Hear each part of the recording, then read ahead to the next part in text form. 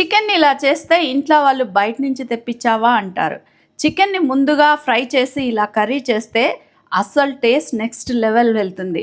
మా ఇంట్లో వాళ్ళందరికీ చాలా నచ్చేసింది. ఎలా చేశానో చూడండి. Hi, welcome back to our channel. నేను మీ అనిత.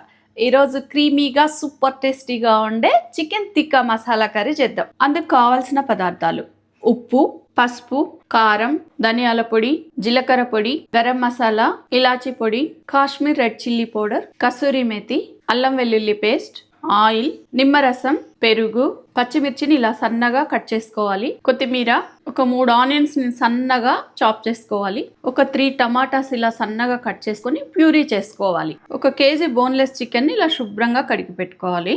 ఇప్పుడు ఎలా చేద్దామో చూద్దాం రండి. ఉప్పు, పసుపు, గరం మసాలా, ధనియాల పొడి, కారం, నిమ్మరసం, అల్లం వెల్లుల్లి పేస్ట్, పెరుగు ఇవన్నీ వేసాక ఇప్పుడు చికెన్ను బాగా కలుపుకోవాలి. ఇలా బాగా కలిపి ఒక 1 అవర్ రెస్ట్కి ఇవ్వాలి. ఇలా మ్యారినేట్ చేస్తే చికెన్ చాలా జ్యూసీగా వస్తుంది.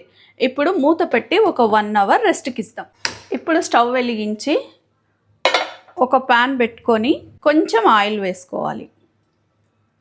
ఆయిల్ వేడెక్కాక ముందుగా మ్యాగ్నేట్ చేసి పెట్టుకున్న చికెన్ను ఇలా ఒక్కొక్కటిగా పరుచుకోవాలి.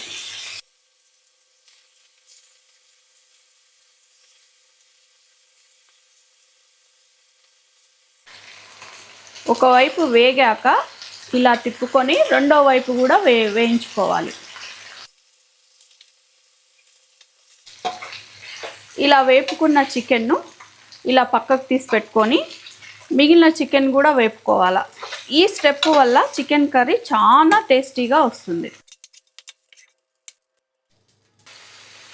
మిగిలిన చికెన్ను కూడా ఇలానే వేపుకోవాలి.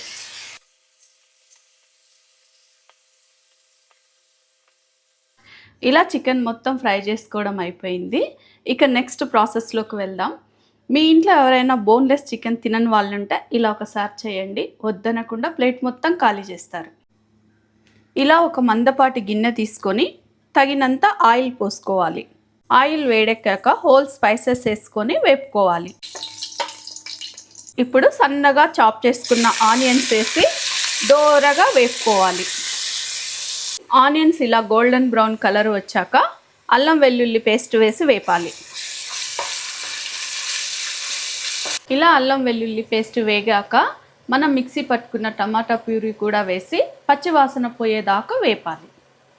ఇలా టమాటా ప్యూరీ కూడా బాగా వేగి ఇలా ఆయిల్ వదులుతున్నప్పుడు కారం పొడి, జీలకర్ర పొడి, ధనియాల పొడి, ఉప్పు, పసుపు వేసి బాగా వేపాలి. ముందుగా వేపుకున్న చికెన్ వేసి ఒక 2 నిమిషాలు ఈ మసాలాలో మగ్గించాలి.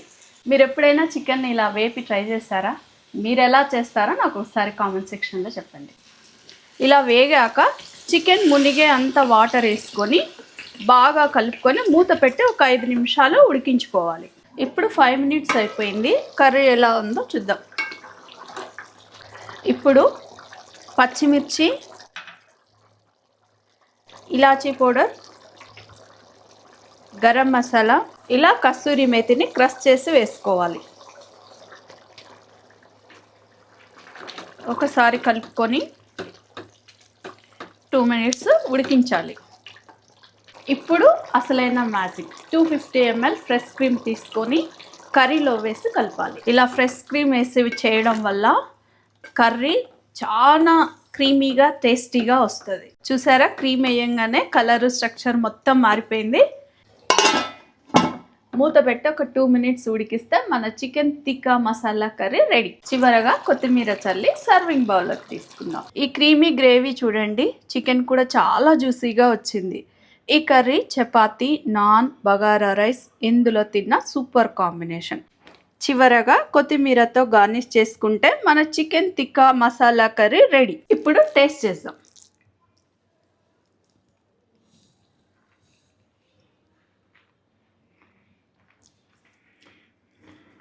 చాలా బాగుంది.